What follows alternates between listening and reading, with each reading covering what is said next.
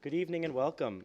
Tonight, the Center on Democracy Development and the Rule of Law, the Muslim Student Awareness Network, and Stanford and Government have partnered together to host our program tonight, Islam and Democracy, Malaysia in Comparative Perspective.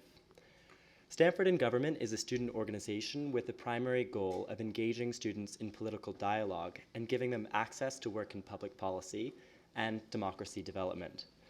Each summer, we fund 70 students with backgrounds in science and engineering and the humanities as they explore public policy. For example, this summer, students monitored the effectiveness of public media in Bosnia with Internews, worked for strategic plans for the UN High Commissioner on Refugees in Geneva, Switzerland, and sought to understand income inequality at NEST in Peru, a non-for-profit organization. Domestically, students worked at more than 15 institutions this summer, including the Carter Center, the Millennium Challenge Corporation, and the Project on Government Oversight. Stanford and Government also sponsors programming to bring political leaders to campus. Tonight, we welcome the leader of Malaysia's opposition party, Anwar Ibrahim. Before we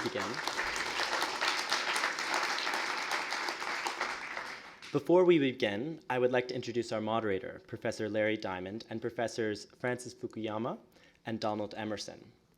Professor Diamond is a senior fellow at the Hoover Institution and is at the Freeman Spogli Institute, where he directs the Center on Democracy Development and the Rule of Law. Professor Diamond's commitment to developing democracies abroad runs deep. In the past decade, he worked for the USAID, advised the World Bank and the United Nations, as well as the State Department. His latest book, The Spirit of Democracy, one of 40 books he has authored, explores the sources of global democratic process and the prospects for future democratic expansion. While at Stanford, Professor Diamond also seeks to engage undergraduates. He serves as Stanford and Government's unwavering supporter and faculty mentor. Dr. Francis Fukuyama is also a resident in FSI's Center on Democracy Development and the Rule of Law. Dr. Fukuyama has written widely on issues relating to questions concerning democratization and international political economy. His book, The End of History and the Last Man, has appeared in over 20 foreign editions. He was 3 times a member of the Political Science Department of the RAND Corporation and has served twice as a member of the policy planning staff of the State Department. In 1981, he was part of the US delegation to the Egyptian-Israeli talks on Palestinian autonomy. Donald Emerson, Dr. Donald Emerson, is a senior fellow at FSI and the director for the Walter Shorenstein Asia Pacific Research Center. In addition to his work for the Southeast Asia Program and his affiliations with CDDRL, Dr. Emerson analyzes current policy issues involving Asia. Dr. Emerson's policy concerns run from specific issues such as sovereignty disputes in the South China Sea to broader questions relating to the American rebalance towards Asia and the future of ASEAN. In 2010, the National Bureau of Asian Research and the Woodrow Wilson International Center for Scholars awarded him a 2-year research associateship given to top scholars from across the United States who successfully bridged the gap between academia and policy. Please give a warm welcome to Professor Larry Diamond, Dr. Francis Fukuyama, and Donald Emerson, and our guest of honor.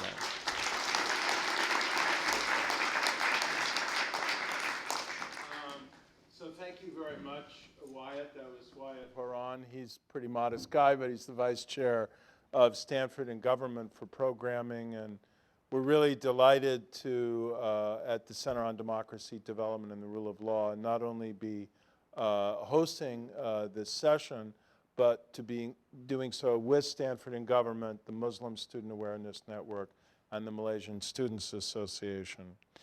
So I'll briefly introduce Anwar Ibrahim. I don't think he needs an introduction, actually, but I'll just ask this question.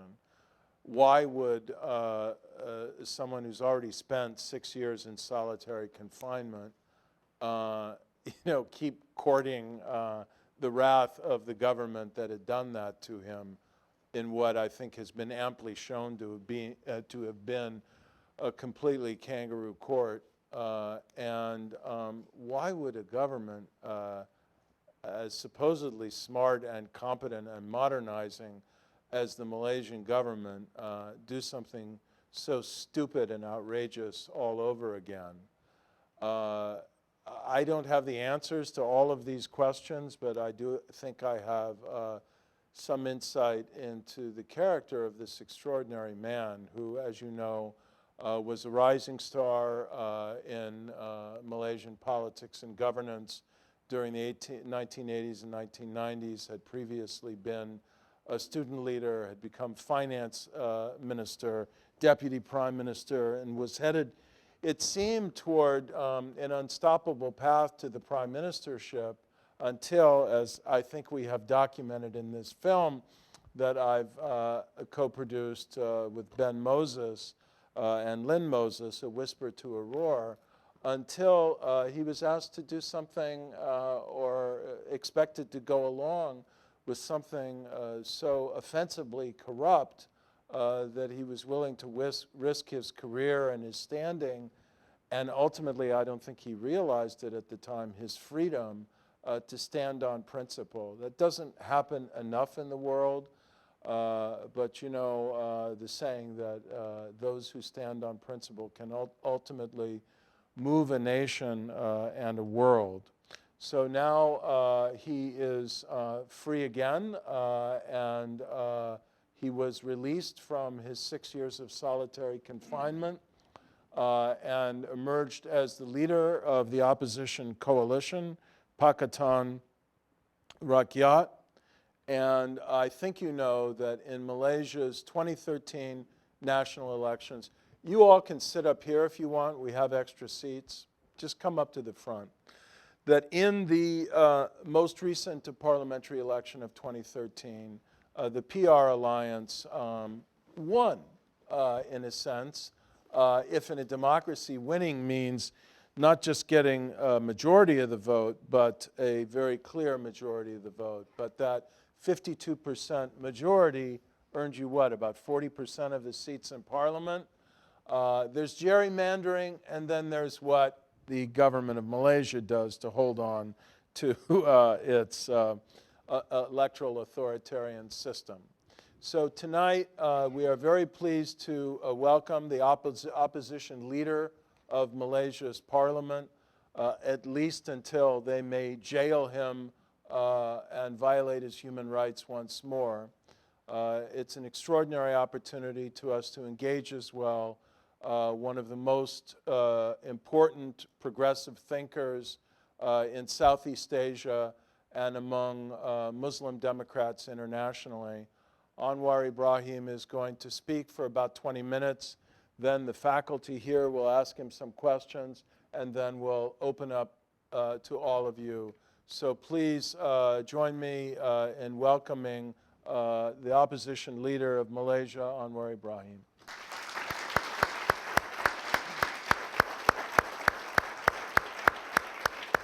Thank you, Larry. I'm pleased to be here again. And I told both Don Emerson and Francis Fukuyama, I'm not normally nervous in front of presidents and prime ministers, but with intellectual luminaries and great scholars like them, I have to be extremely guarded in my remarks.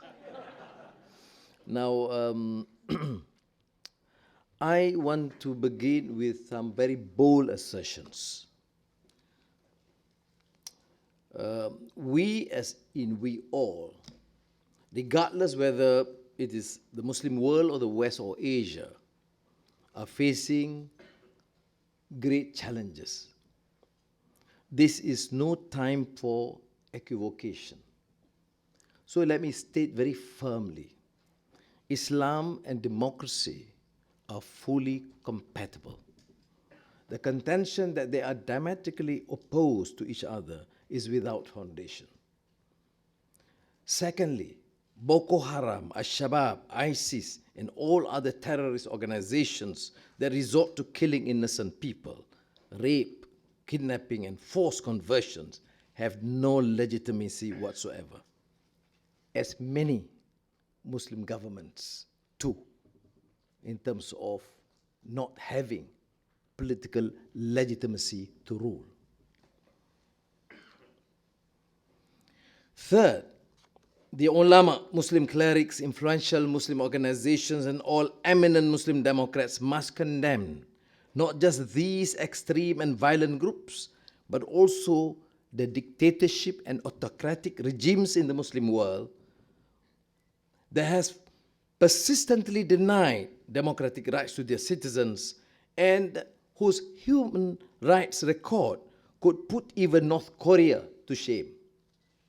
Fourthly, even as the tentacles of ISIS appear to be spreading across Asia and Iraq, Islamophobia is spreading at an even faster pace all around the world.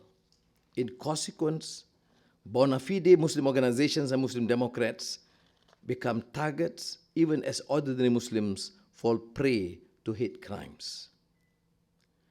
It is true that there is no democracy without freedom, and detractors are quick to point out that on this alone, Islam is left at the starting blocks when measured against democracy. Within Islam, freedom of faith is one of the 5 higher objectives of the divine law, the maqasid, the Sharia. Together with the protection of life, family and lineage, intellectual well-being, and property rights.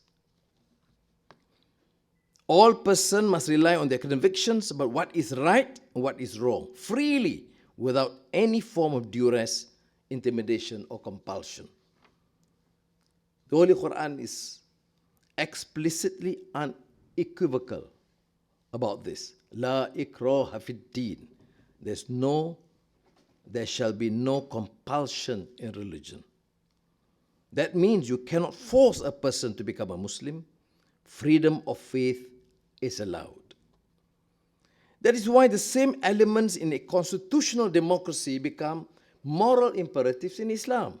Freedom of conscience, freedom of expression, to speak out against tyranny, a call for reform, and the right to property. Freedom must go together with justice, hence the doctrine of al-hurriya al-adala. This independence of freedom, adala, is justice. This doctrine is fundamental for moral and social reform, inasmuch as it is a cornerstone in the Western concept of democracy. Rule of law. Firstly, the expropriation of an individual right by the state constitutes an infringement. A judge must exercise caution and discretion in his pronouncements and not allow personal prejudices or animosity to come in the way. And thirdly, perhaps the most significantly, is the principle that all men are equal before the law and that society has rights even as against the state. In 2 Treatises of Government, John Locke sums up the consequences of a breakdown in the rule of law. Wherever law ends, tyranny begins. If the law be transgressed to another's harm, and whoever in authority exceeds the power given him by the law, he may be opposed. Joseph Raz adds that laws should be prospective, stable, and not subject to frequent changes, that the discretionary power in law enforcement agencies should not be allowed to pervert the law, and most significantly, that the independence of judiciary must be guaranteed. I submit that these are totally in line with Islam. The idea that the whole of Islamic law can be reduced to the application of criminal laws and penalties is an aberrant approach that has proliferated in the Muslim world. The great Muslim scholars from Ibn al-Muqaffa, al-Mawardi, Ibn Taymiyyah, and al-Ghazali has spilled much ink on the topic of siyasa, what the Arabic language calls the art of governance, what we refer to more colloquially as public policy. Interestingly, the most intense debates on siyasa, or public policy, took place at times when the Muslim world was in crisis. And such a debate is of critical importance in the current period. In Islam, as is also in the Western tradition, power is trust, and those who have power to rule must be held accountable for their actions and decisions. I've quoted Fukuyama's trust extensively earlier in my speeches in the Middle East. Governance, therefore, must go beyond mere democracy and accountability, must go beyond mere electoral accountability. It is not surprising, therefore, that we hear there's a specter that is haunting democracy today, in the world today, is bad governance. And I think the Larry Diamond's spectacular address to the National Endowment of Democracy, which is required reading to my students at Georgetown, by the way. That means that governance that serves only in the interest of cronies and relatives and the political elite is not acceptable. It means patronage and the lack of transparency in the dispensation of government funds and projects. It's applicable as much to Malaysia and many other countries too. But seriously, solving a country's governance is therefore the key to attaining quality democracy, and this takes precedence over the economy. This is because economic growth will not be sustainable without significant improvements in governance. And again, to quote Larry Diamond, for democratic structures to endure, they must listen to their citizens' voices, engage their participation, tolerate their protests, protect their freedoms, and respond to their needs. John Rawls reminds us that despite considerable differences in citizens' conception of justice, there can still be consensus, provided that these conceptions lead to similar political judgments.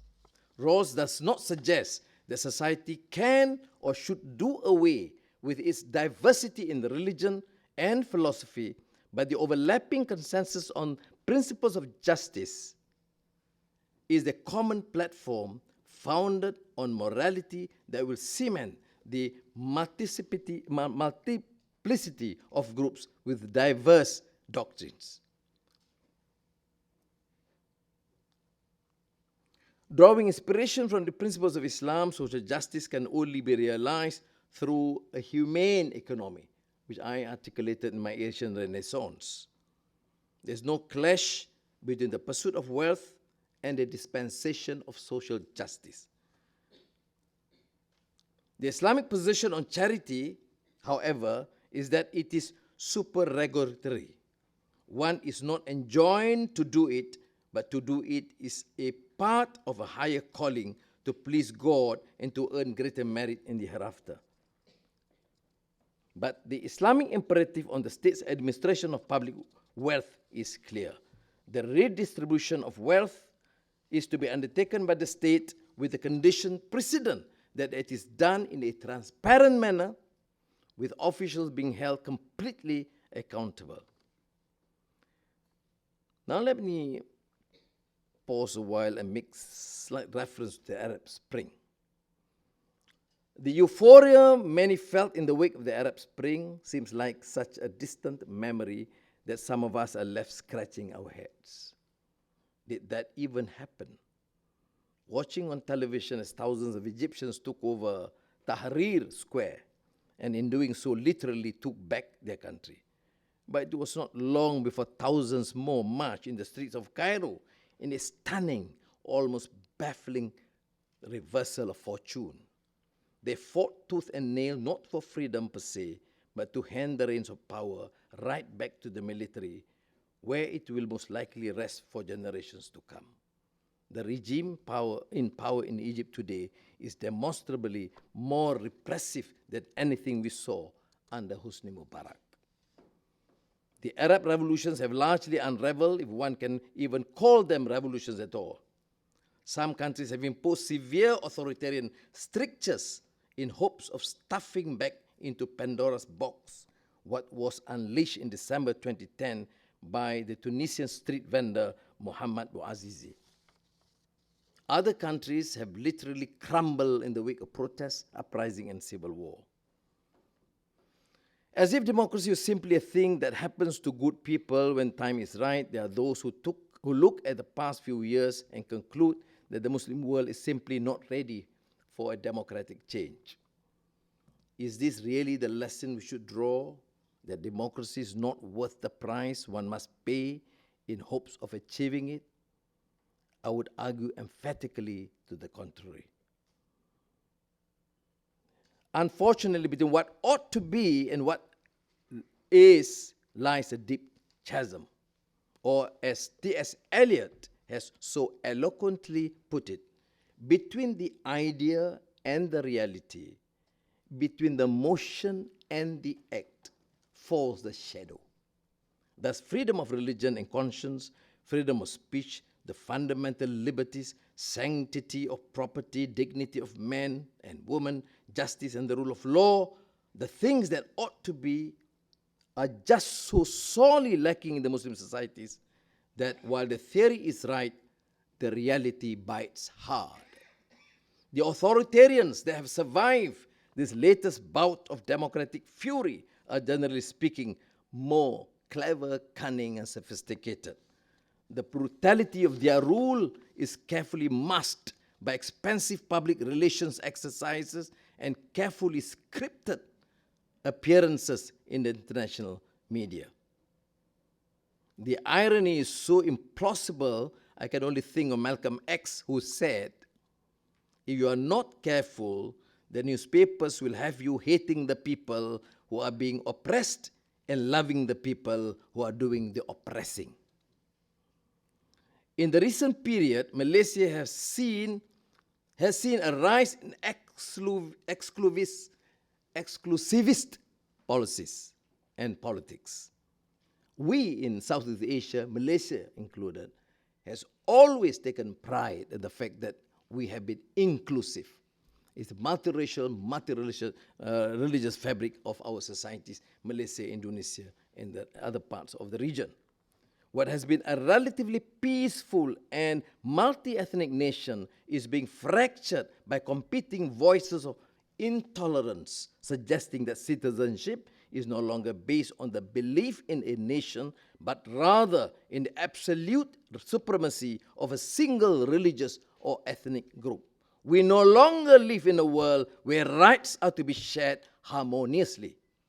This is in part due to ignorance and corruption and abuse of power. So what is at play in places like Malaysia where bigotry is sanctioned in the name of Islam? Why else are some religious authorities playing this dangerous game other than to kowtow to political masters who cling to power through diabolical tactics of divide and rule? This is distressing, of course, but religious and racial bigotry are a slippery slope.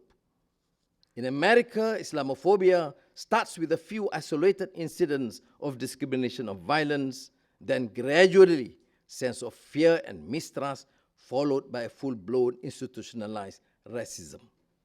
These actions sow the seeds of mistrust and discord, tearing away at the fabric of nations.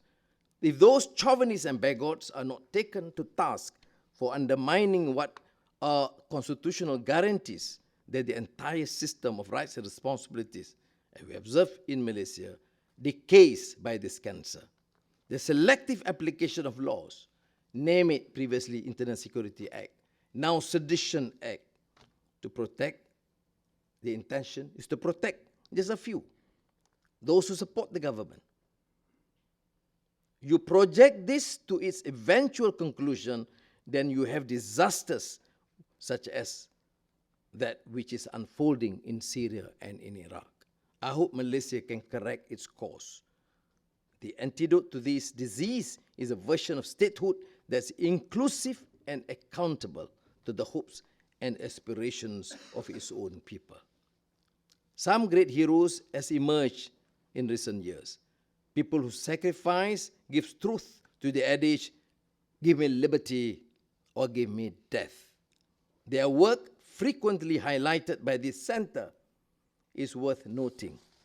These weighty concepts of freedom, justice, rule of law are not just theoretical concepts to be discussed in the halls of academia.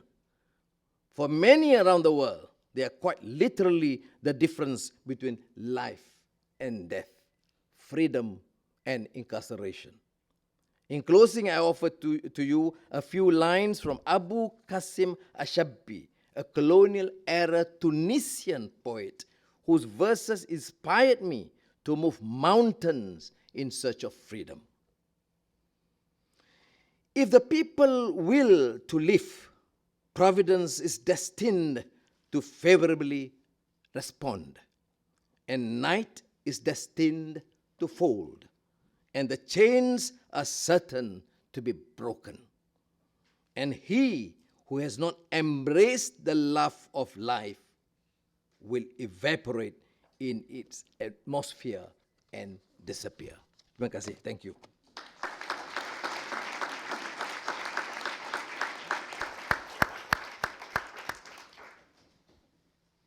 Well, thank you for that very inspiring speech.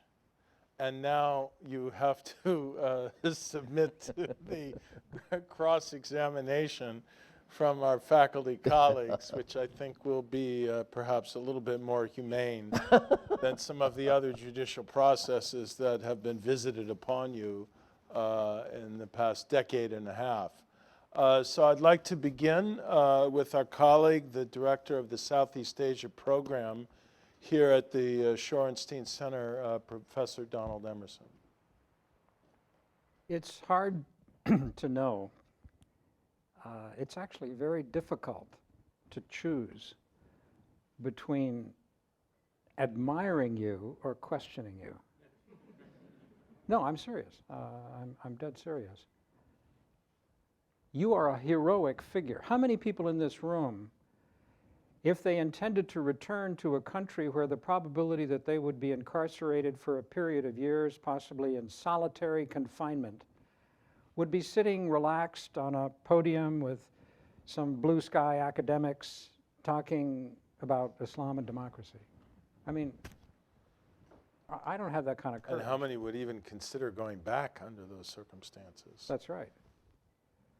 So everything that I'm about to say is trivial, genuinely trivial, and it's just academic nitpicking. That's what that's what academics, you know, my colleagues accepted. That's what they do. They pick nits, and so all of my remarks coming up here are marginal and should be way subsumed by an overarching admiration for a heroic figure whose courage is absolutely stunning. And if you don't mind my turning this into a bit of a rally, I suggest we give a round of applause to Anwar Ibrahim, the human being.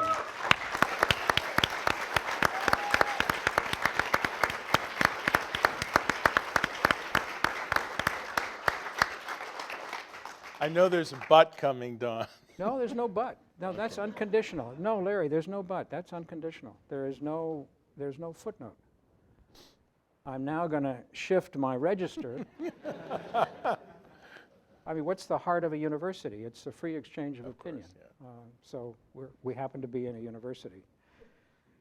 Okay, what I'd like to do is this. I'd like to develop, with apologies to Anwar, but not really. No, I'm not going to apologize to Anwar because you're smart enough to handle an academic from me, you know, whatever I might say. I first met you, as you may recall, in Bali, and we had a discussion of all things about French deconstruction, about Jacques Derrida, right? About Michel Foucault. Yes, sir. I mean, this guy is an intellectual, and so I'm not going to patronize you in the slightest. Quite the contrary. But what I want to do is to develop an argument which does run in a different direction to the argument that we've just heard Anwar develop. And this is by way of eliciting from him a response to the argument. It's a kind of a dialectical sort of process here, although I'm not a Marxist. I want to suggest that there are two dichotomies here hovering in the room, and I want to identify them, okay? One I've actually indirectly slightly alluded to, which is the dichotomy between activism and politics. And here the question is not whether Islam and democracy are fully compatible, but whether activism and politics are fully compatible, which I find a fascinating question. And I have to say, my answer to that question is that they're not fully compatible. They are compatible up to a degree, but they are not fully compatible. And that dilemma, I think, is a dilemma that you face, both as an intellectual and as a politician, and as an activist. That's number one. The second dichotomy is the dichotomy between development and interpretation. Again, apologies for the abstractions. By development, I mean economic development and also political development, including governance, growth, progress, education, and so forth. By interpretation, I mean ijtihad.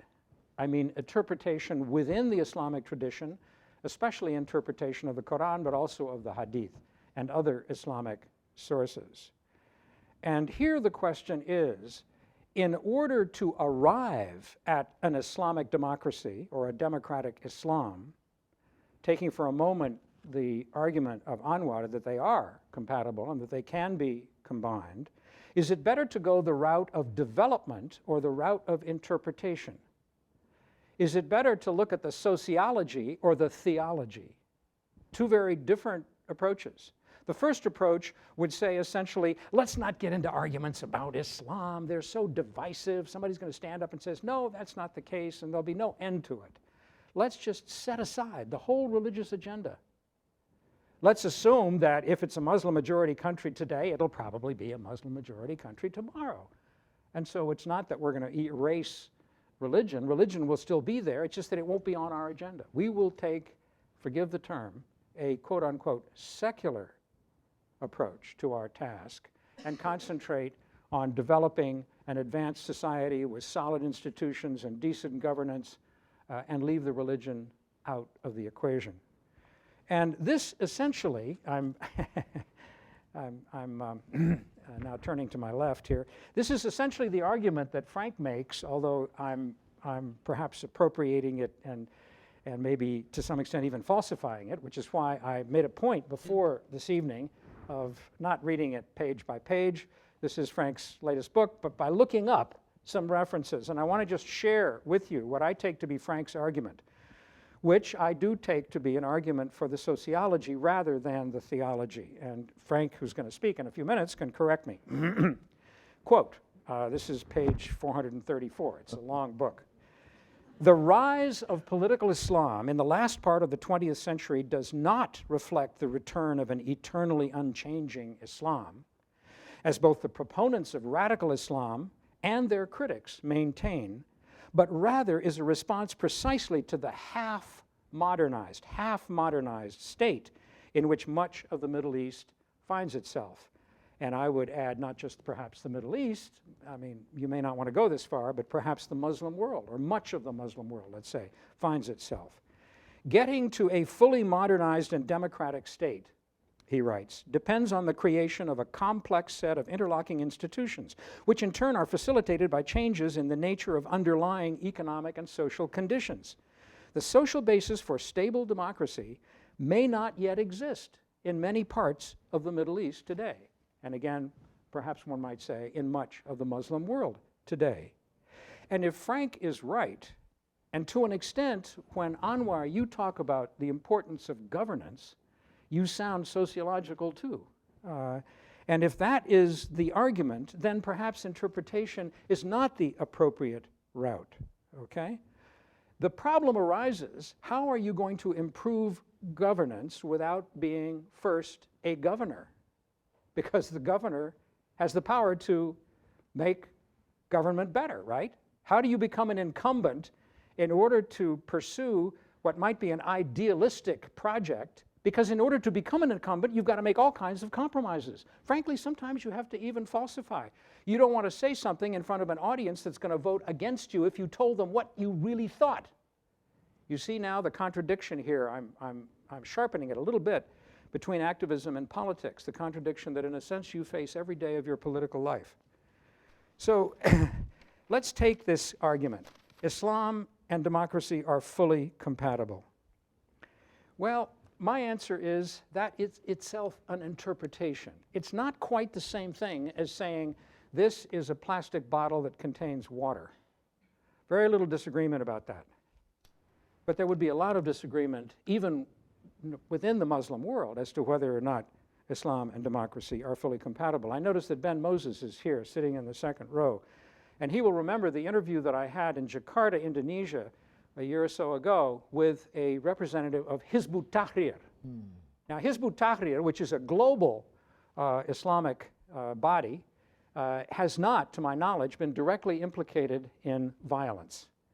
But what they have said has sometimes been interpreted as implying movement in that direction. I have to be very careful here. And the gentleman whom we brought to the hotel in Jakarta, and he was filmed, unfortunately it ended up on the cutting room floor of the film that Larry and Ben ultimately produced, copies of which may be available, I'm not sure, From a Whisper to a Roar. My colleague was great. He said exactly what he thought. And he said, Islam and democracy are not compatible. They just are not. I'm sorry, get used to it. They're not compatible. So we have to realize that this statement is an opinion. It is not an established fact. Indeed, if we turn to fact, and I'm not going to do this except very, very briefly because the academic literature on this question is massive, and I'm not even going to touch upon it. I will just say one thing and then immediately discount it. Okay, that's a habit of mine. As of 2012, among all 46 Muslim majority countries, only one was ranked as democratic by both Freedom House and The Economist, which has its own measure, on their respective indexes of democracy, and that one country was Indonesia. That country was Indonesia. Now, there's a little bit of bad news. In 2013, Freedom House demoted Indonesia to partly free. So, you keep that in mind. But essentially, what I'm suggesting is that there is superficial, now here's the discounting part, there is superficial evidence that there might actually be an association between a Muslim majority population and a relative lack of democracy. The problem, and here's the important part of the argument, the problem is that there are too many other variables that you have to control first before you can establish a causal connection between Islam and a lack of democracy. I repeat that. There is no clear-cut evidence that Islam as a single variable has a powerful causal effect in making sure that the Muslims, they just can't become democratic because they're Muslim, and the two are in contradiction. There is no reasonable empirical evidence, in my judgment, that shows that to be the case. However, that does not mean that the word fully should be inserted before compatible. There may be degrees of compatibility that need to be explored with specific cases and particular research. Academics always love to suggest more research, right? So I can keep writing articles that nobody reads. Now, on the one hand, yes, Anwar, I think you are, you're not a sociologist, but I think you're well aware of the need for practical action, not theological interpretation. At the same time, however, as you have indicated in what you've just said, and as you said in your own writing, you do believe that the Sharia should be disaggregated, that we shouldn't accept the whole thing at once. And in particular, hudud, which is criminal law, which is the most difficult, I think, for many Americans to accept in terms of, cutting off the hand of a recidivist thief, and I think many of you know those kinds of punishments strike many outside the Muslim world at least, and many inside the Muslim world as well, as being rather severe. And so what essentially you and Qaradawi, Yusuf Qaradawi, I think who's very much inspired your thought in this regard, what you would like to do is demote hudud, criminal law, to the bottom of the priority list. And Yusuf says this as well. He says, look, let's build an ethical Islamic society. Let's start with the values, the really important maqasid, right? The high parts, if you will, of Sharia. And once we have installed those values and institutionalized them, then maybe eventually we can get around to hudud. But by that time, presumably, if everybody's behaving ethically, then nobody's going to be stealing, and so their hands don't need to be cut off, right? So you can see it's a very plausible, well, somewhat idealistic. Okay, I got to shut up because I'm taking too much time. All right, let me end here. I wish I had more time to develop this, but I don't. I want to end going back to factual information. You have to get elected. Anwar almost did get elected, did not get elected, can't run the government in a better direction because he can't get elected, especially given the circumstances now. But even if he were elected, could he succeed in lowering the priority on hudud? Okay, let's begin. 86% of Malaysian Muslims, according to the latest Pew findings, want Islamic law to be the official law of their country. 86% of Muslims, okay? Of those Malaysian Muslims who want Islamic law for their country, 60% favor stoning as a punishment for adultery. 60%. And these people vote, right? 62% favored the death penalty for Muslims who leave Islam for a different religion. Among all Malaysian Muslims, including those that did not believe that Sharia was the answer in Malaysia, 96% completely or mostly agreed that a wife must always obey her husband. Only 36% said that sons and daughters should have equal inheritance rights. Interesting. The figure for Indonesia is 76%. Indonesian Muslims are more forgiving in that regard. Only 8% of Malaysian Muslims said that a wife should have the right to divorce her husband. 8%, think of that. That is unilateral right. Okay, and then finally, well, I won't even go on. I'm trying to suggest the difficulty, and my heart goes out to you, Anwar. This is really tough. It's very difficult to be a successful politician on the one hand and to maintain the integrity of an activist on the other. Okay. So let's have you respond to these challenges, questions. No, Frank, I'm sorry. Frank hasn't. There's a lot on the plate Frank there first for or you. what? I'm sorry. I shouldn't have talked. Okay. Okay. Now, No. the issue of activism and politics. I mean, Dawn has brought up some very pertinent issues raised in the Muslim world. Hizb ut-Tahrir is one. But Hizb ut-Tahrir has never been in the mainstream. It's just like an aberration within the movement. People who say, well, it's not compatible. But when I say compatibility, I'm prepared to argue the case, both in terms of theological argument and also political, sociological dictates of the time. How can you rationalize a relevance of religion in our daily life if you don't support the notion that it must promote peace, freedom, justice? What is maqasid includes gender equality. Of course, this is debated. Many of the mainstream ulama say no. Why is it that in this survey you find this startling account of a basically almost an ignorant society? Because there was no attempt to educate, expose these facts. People are scared. You know, you ask those guys who hardly prays or go to mosque, you ask him, do you fear God? He will say yes. So the percentage goes up. And then you say, is the penalty for stealing, is chopping the hands? You say yes. Particularly, you know that that's what the Quran says. But there is no independent, vibrant discourse. If you have a vibrant discourse, then there is a compelling case to say yes or no, or look, there are certain conditions, there are certain interpretations. Now, that is why I have an issue on these sort of surveys. You ask, for example, do you believe that, some of the questions you raise, 86% want hudud.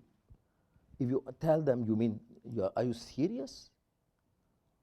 If you are not, you don't pray, you know that you go to hell. You know that, you read St. Augustine's, the City of God, the same arguments in the religious, in the Catholic tradition. You are non-Catholic, you all go to hell. So the interpretation is important. And I feel, of course, I'm fully convinced in the problem of the Muslim world, Malaysia included, is that there is no freedom there's no vibrant discourse on these issues. And these have led to the the popular belief and strengthening of a new conservative interpretation, which is very, to my mind, potentially dangerous, particularly in the Muslim country. So I see that I've seen this survey, and I've already actually in some of the debates in Malaysia within our three parties have questioned. I mean, the survey is correct. But then you are asking people, I mean, they are scared. You touch about religion, nobody wants to argue. They say, yes, yes, yes. That is why in the theory, Qaradawi's theory of fiqh awlawiyat, fiqh according to priorities, he wants to avoid the discussion about application of Islamic laws. But then there's his view. Who is he? He's probably now the world's leading authority. But does Islamic Party in Malaysia subscribe to this? No. At least a section of the Islamic Party believe that the priority should be hudud. And that's what they're doing in Kelantan. And if you say you are against, then immediately you say you are a candidate to go to hell. So there is no avenue for a vibrant debate. Now, I agree. The point is between the idea and the reality. I think you are right. I mean, I quoted Eliot, and I think it gives the same sort of a context. It's not as easy because you go to a crowd. For example, I've been criticized. They say, Anwar will read the Quran in the village in Kelantan to explain his views, and will quote Shakespeare in Kuala Lumpur. And therefore, he's chameleon. I find difficulty in accepting this because you articulate a case and give examples in order to convince the public. But what is the central, fundamental argument that you do not concede or compromise? Issue of freedom and democracy.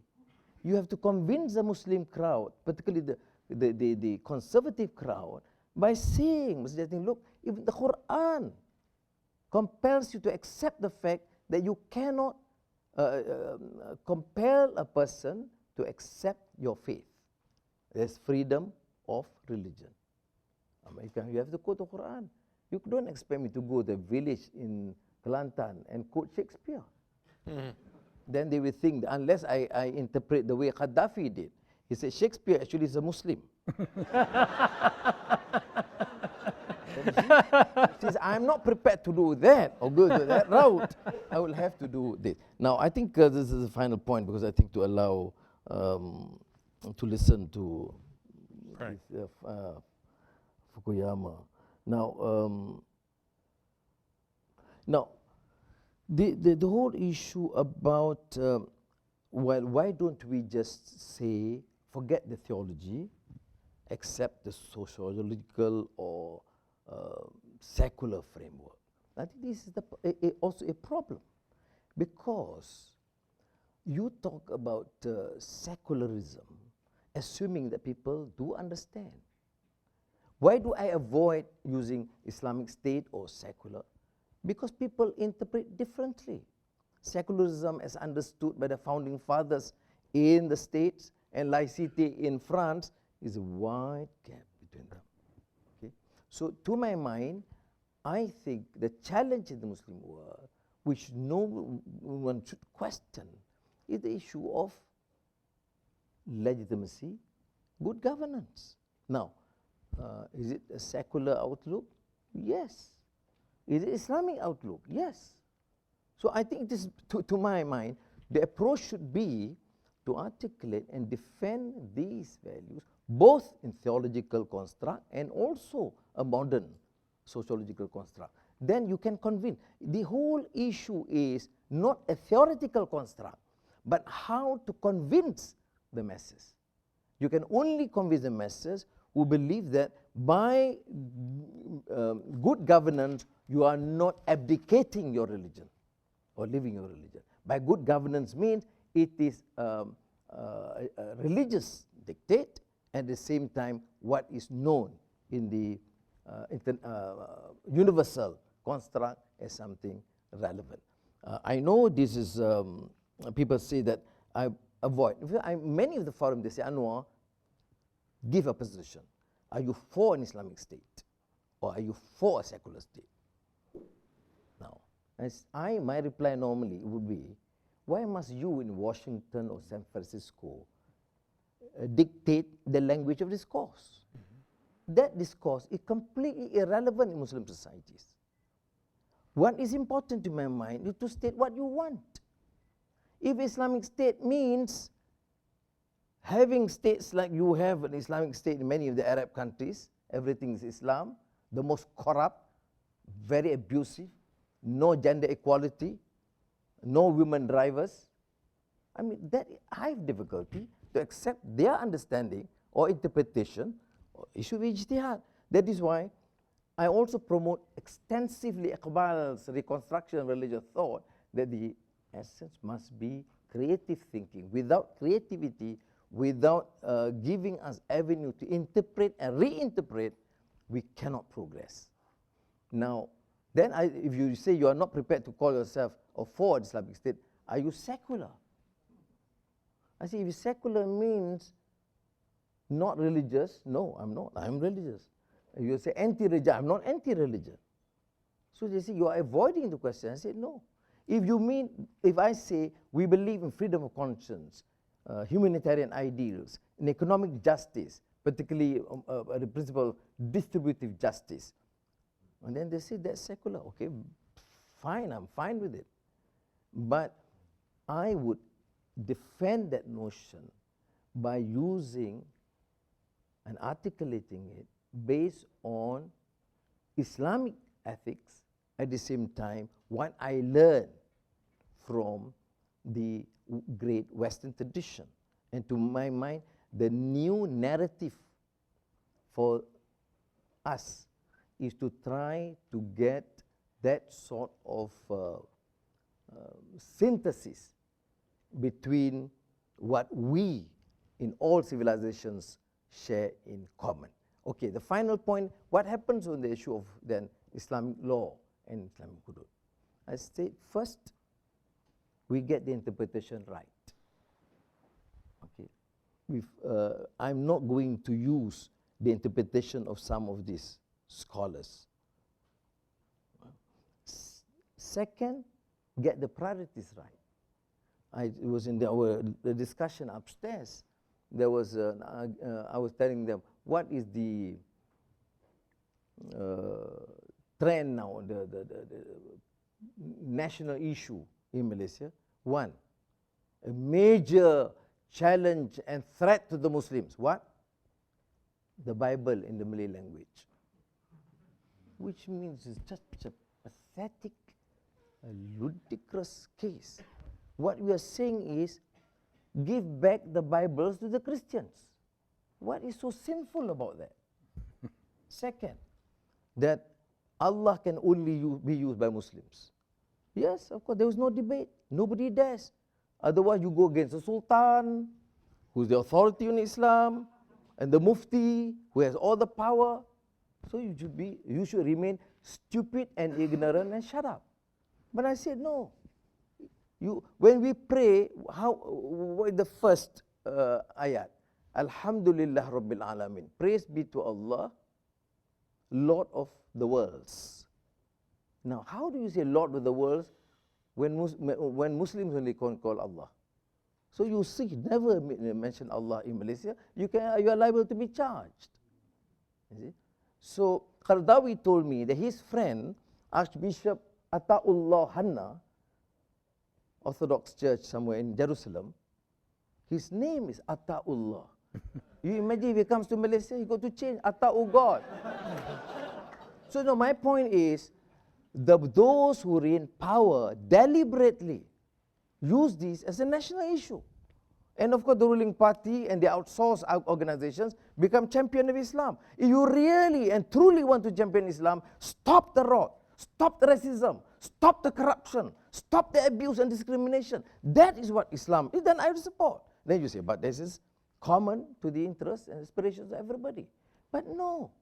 Now the latest major crisis is Muslims touching dogs. You see? And it became a major issue. Those guys who organize programs touching dogs are being abused, attacked every day. So, friends, well, this is unfortunate. Don Emerson is correct, because this is what you observe.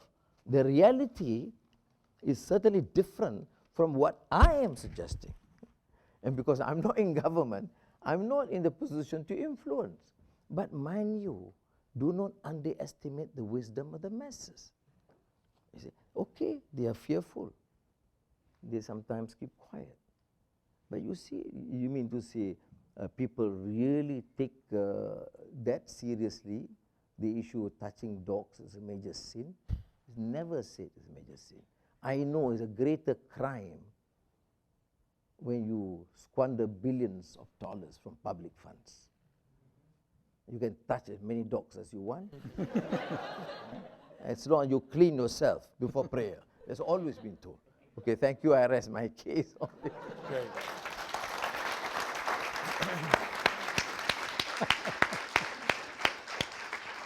So if you want a short and more superficial take on the relationship between stabilizing democracy and development and having good governance, you can read a speech or an article by me.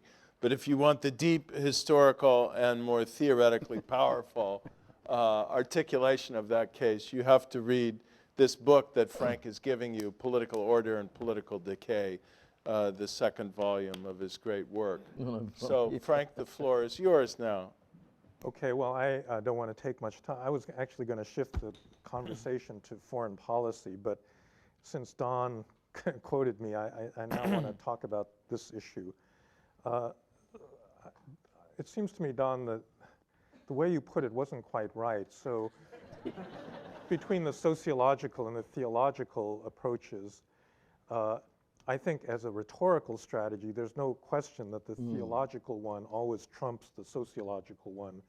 But as a way of understanding what the hell is going on in the Muslim world, I think the sociological one wins. I mean, and the way you interpret that is the reason you've got this radical political Islam now because there's something theologically unchanging that demands of all Muslims that they wage jihad and so forth?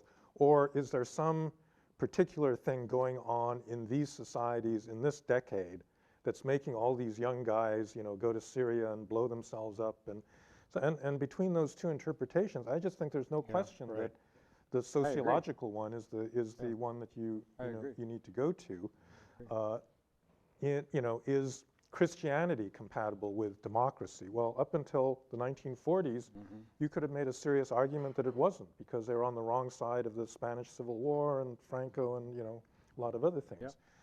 So you got to look at the specific social conditions in the Muslim world. This is an area where it seems to me that Southeast Asia has always had a big advantage over the Arab world. And in fact, Al Stepan wrote an article in the Journal of Democracy a few years ago saying that the incompatibility wasn't a Muslim problem, it was an Arab problem. You know, much more, for a whole variety of reasons. I think the continuing tribal structure and the importance of kinship. And then, you know, in a way, governance, because, you know, I think that in so many Arab and, you know, the Muslim parts of sub-Saharan Africa, you know, if I were a citizen there, I'd want Sharia law too, and I'd want to cut off the hands of all these guys that, like you're saying, are stealing, you know, billions of dollars and completely mismanaging. You know, I really do think that part of the reason you have this support for Sharia is that people see this as the only way that they can get some kind of check on these incredibly corrupt rulers. And one thing that Southeast Asia has had is that it's not been that bad ever. And you've had economic growth, you've had much better governance, and therefore the temptation, you know, of some young guys sitting around without a girlfriend, without a job, in this really corrupt place where all the avenues are cut off because of crony capitalism, yeah, might as well go to Syria and you know, be part of some big cause. But in Malaysia and Indonesia, that just hasn't been enough of a temptation because you've got economic growth and, you know, the society seems to be moving ahead. So I've been trying to figure out how to turn this into a question. I can't figure it out. So I would simply say, Please react. if you are in the business of trying to capture back that interpretation, towards a more tolerant version, I'd say more power to you, because that's the fight, that has to be waged in the Muslim world right now. And just because a poll says that a lot of people don't agree with you doesn't mean that they won't agree with you when conditions are different in another 10, 20 years. So I couldn't make a question out of that, but that's my comment. No, but So- sister, I agree with you, because you are not now your position is no question incompatibility, because the inclusiveness in the South Asian Islam has proven that democracy works. In fact, Indonesia had democratic, relatively fair elections in 1955. And I told this, the Vice President Al Gore is more democratic than Florida in the year 2000. And he agreed with me. It doesn't matter somebody else. The point is, but it was hijacked, but in Indonesia, not by the Islamists, but by the nationalists, secularists. Now, Iraq had relatively freer elections until the intelligence, British intelligence went and subverted because of the politics of petroleum. So even in the Middle East, Francis, there was that tradition, as you observe, in Iraq and Egypt to an extent, in the 50s, but failed, not in the exercise, after military rule, after Jamal Abdel Nasser in Egypt, and of course in Iraq, after that by Saddam. But the largest Muslim country in the world, Indonesia, is still democratic. They believe in democracy. The second largest Muslim population, India, although it's Hindu majority, but Muslims there participate in that process.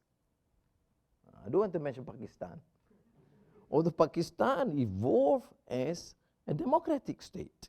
It started off under Jinnah, and of course Iqbal was motivated by the first prime minister then, Liaquat Ali Khan. Liaquat Ali Khan.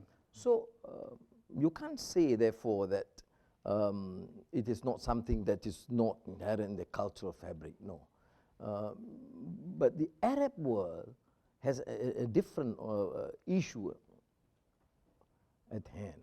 The preoccupation with the issue of Palestine, with Jerusalem, deflect many of the other issues. You go to them and the debate is the entire issue. I'm not saying there's not a critical issue to them, but that has led them to even dictators, in the period, in the time of Hosni Mubarak, always the issue comes up. They use this to protect and give the legitimacy. It's not in terms of popular will. So, but if you talk in terms of the political turmoil, that's because you gain poor governance. Malaysia, relative to many other countries, the development, the threshold development, educational standards, students, male, female students in universities. Some universities you have more female students, which is not the trend in most Muslim countries, with the exception of Indonesia, Turkey, and the Sudan, or one or two other countries. But the rest, you don't have that. Now, because of that, I think it has helped immensely, that sort of a more moderate stance, because you have something to hold on to.